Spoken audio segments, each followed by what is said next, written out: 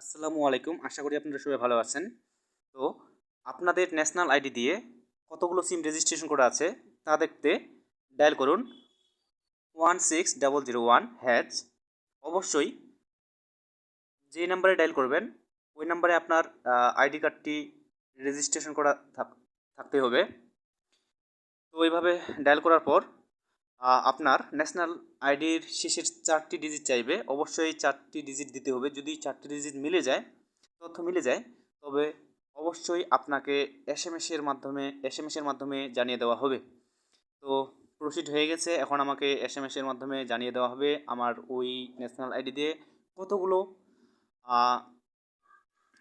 Mobile number, phone, সিম card registration করা আছে। আমরা এখানে দেখতে পাচ্ছি আমার আইডি থেকে টোটাল 8টি, ন্যাশনাল আইডি থেকে কোন কোন সিম সেগুলো দেওয়া আছে, নাম্বারগুলো শেষের কোডগুলো দেওয়া আছে। এখন